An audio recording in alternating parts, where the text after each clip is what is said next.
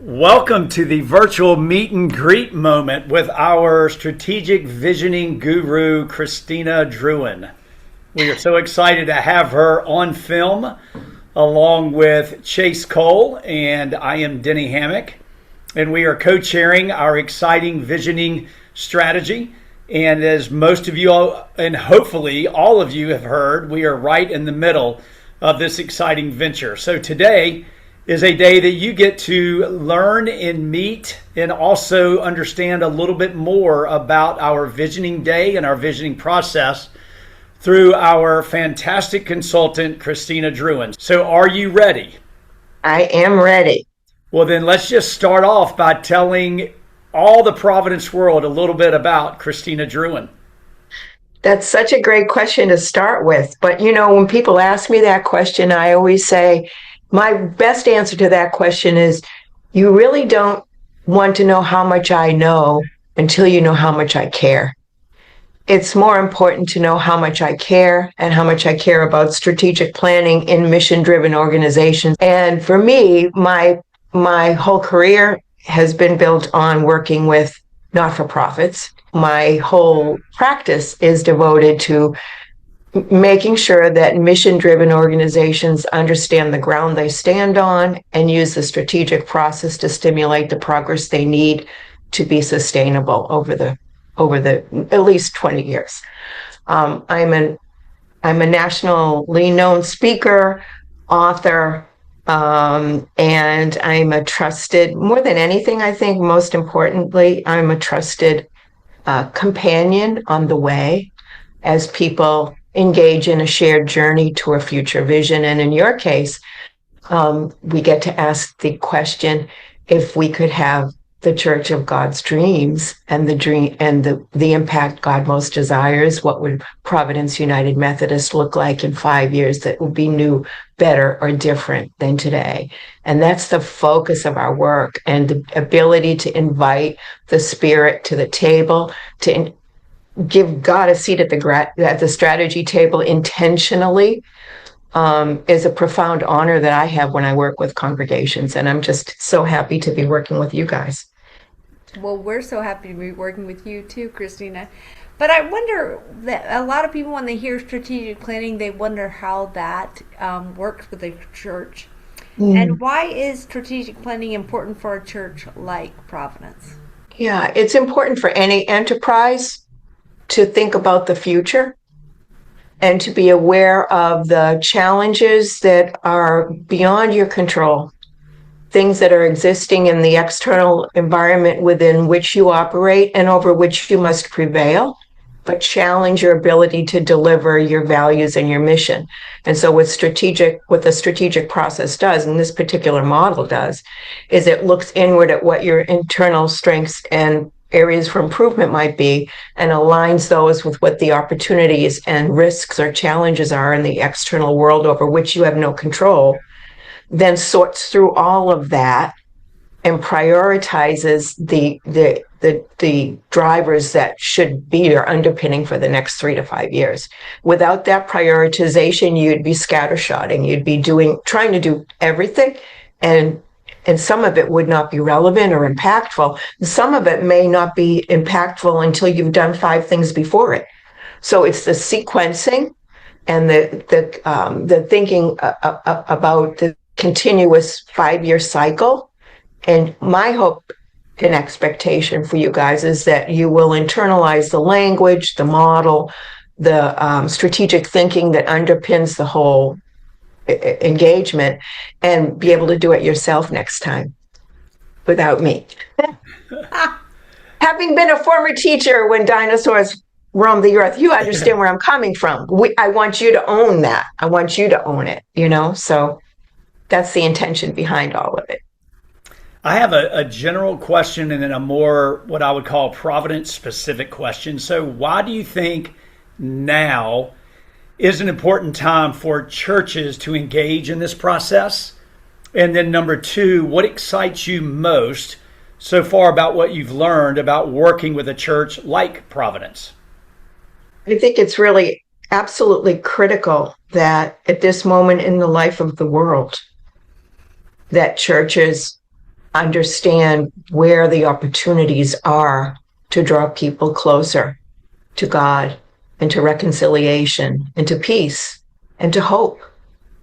And it's so interesting. The cycle of my business is so, my best friend, who's an Episcopal priest, the Reverend Kathleen Gannon, would always say to me, as God would have it. As God would have it right now, I'm working with several churches. And it's so, the rhythm of my business is so interesting because sometimes it's predominantly schools and other times it's predominantly churches. And right now it's predominantly churches. And I think that's a calling to me, and an evidence that this is a really important time for churches, church leadership, congregations, the faithful, to be intentional about the people, how they are living their call, their personal faith, and how they are embodying and witnessing to what might be for others who are seeking. And the world right now is full of seekers of all ages, and people who are disenfranchised, and people who are feeling hopeless. And I think now more than ever is in a critical time for churches, faith-based congregations to be amplifying, augmenting their outreach and their footprint. And for Providence, I just think, first of all, I love Charlotte. I've worked with schools in Charlotte, so I love Charlotte. But I was so intrigued by all the stuff you guys are already doing. That's one of the reasons I really, felt called to work with you. I am at an age and stage where I can be a little fussy about the clients I work with. And I always want ones that align with my values, because that's when the work really is amazing and magical. And I've found that with your group from the beginning. And you have I think you have an outstanding opportunity to differentiate yourself in your catchment area, in your ministry area, by the things you're already doing, and the things and where you want to go. And your appetite for change is very exciting for me. When I work, the two enterprises that I largely work in, as I said, education and faith, they're sometimes the hardest to change, and people have to be receptive. There has to be an appetite for change for it to happen. And a strategic plan, by definition, is a change plan. So if you're in a situation where there's a avoidance, or, we have a natural uncomfortableness with change, and that's to be that's to be expected. But what I'm seeing in Providence, which is so exciting to me, is that there's this groundswell of almost demand, we've got something here that we want to make sure that other people have access to, and that we can extend, all from a faith base. And that to me is exciting, because that means your strategic plan will be successful. The culture change that would be required to create an appetite for change is an 8 to 10 year journey. So this is not that. You're there. You're on the precipice. You're ready to do that. And that to me is what's so exciting.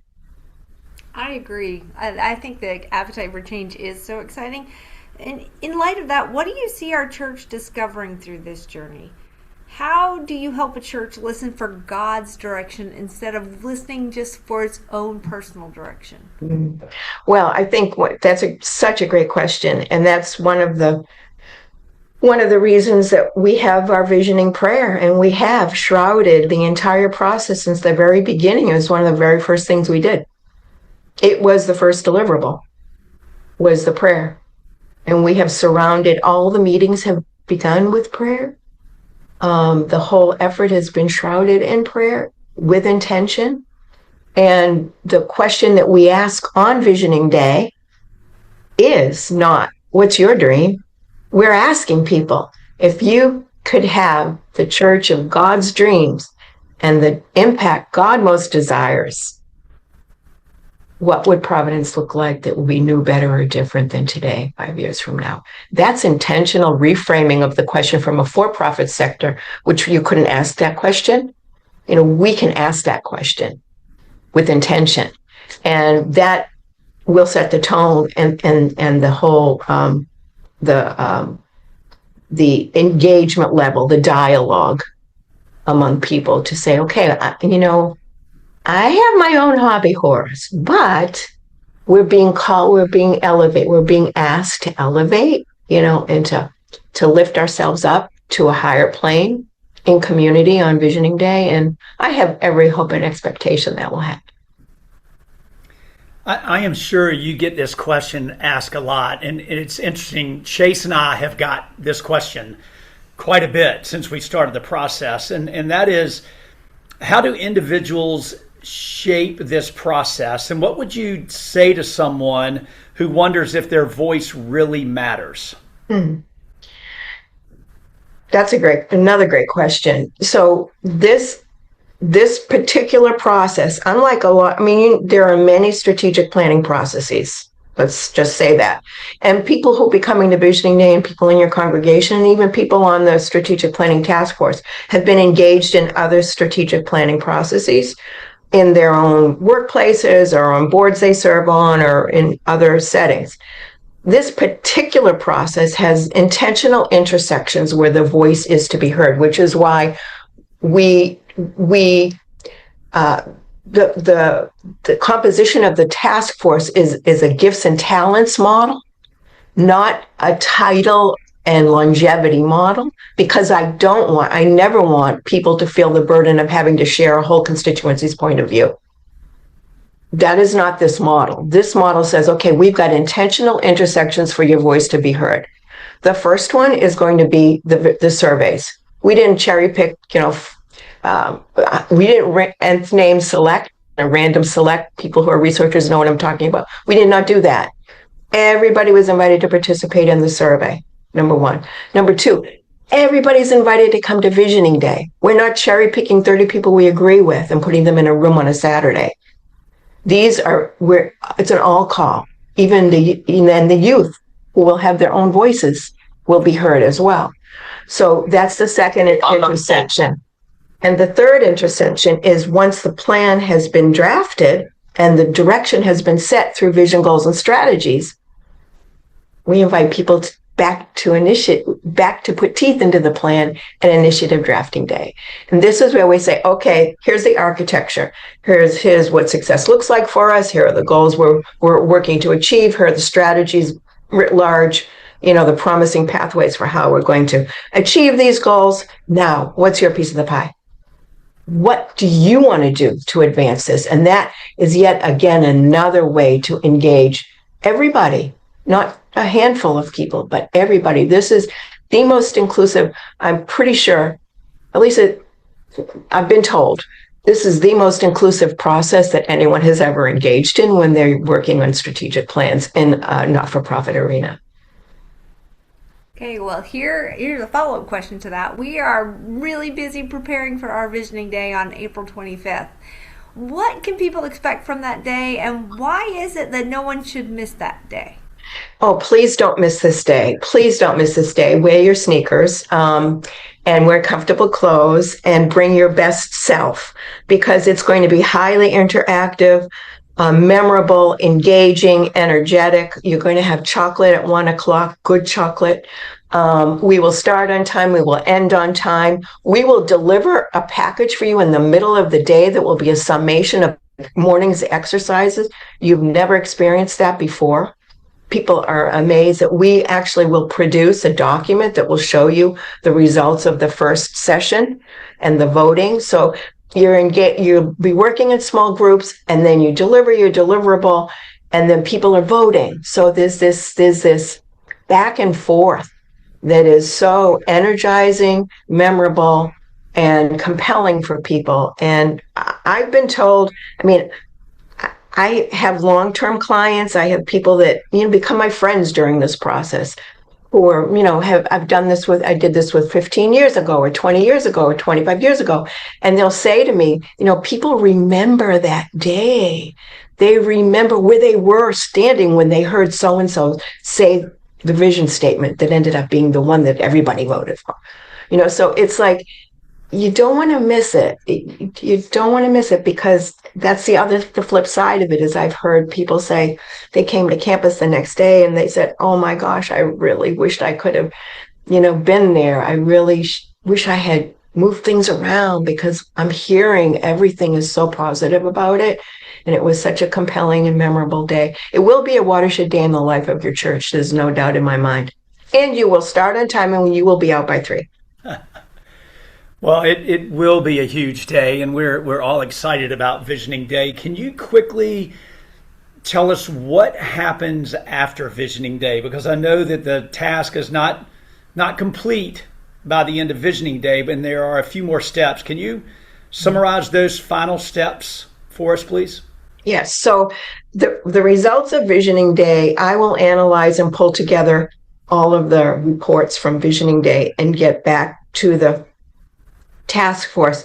I think it's within a week of with what I propose, what I heard, what I proposed based upon my experience and the data that was delivered, should be the vision, goals, and strategies. This task force will fuss with it. They'll put their own thumbprint on it. They will fix this word, that word. They will change it to be what they feel most comfortable recommending to your church council for their approval. So the church council must approve the direction. It's a governance thing. They have to they're responsible for setting direction for the institution. So they have to sign off on vision and goals and receive strategies, which are the way that we're saying this is how we're proposing to achieve these goals. So once that package is completed, then the next week, I think, is it the next week? People are coming to that everyone's invited to come to initiative drafting day.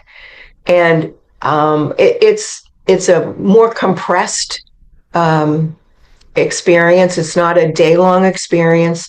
And you will, trust me, those of people who come to Visioning Day will say, where did the day go? Because it's like over before we know it. It's so busy. There's so much activity. This is a slice. It's no more than 2 hours. And I use a design process called open space technology, which is very fluid and very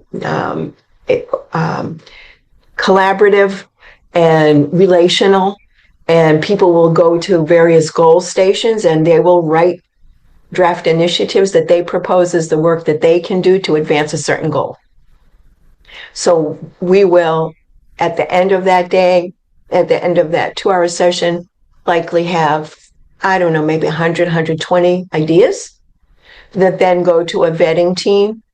And I don't promise all the ideas will be done, but I do promise they will all be read and evaluated and pushed through the same rubric of impact and low and high, feasibility low and high, assigned a number, put on a timeline. And it's a really rigorous process. But we will end up with a balanced launch portfolio of initiatives on a timeline that you can then start to transition to in the fall. Thank you so much. We really appreciate your time today, your wisdom today. Even more importantly, we thank you for what you've already done and what you will be doing and helping guide us through this entire process. So we are onward and upward to a huge day, April 25th for Visioning Day. We're very, very excited about it. We're going to be rooted in faith and reimagining tomorrow. Thank you so much. I love it. Thanks, Wait a minute. Let's show. I love it. Right on my desk. Bye, everyone. Bye. Bye.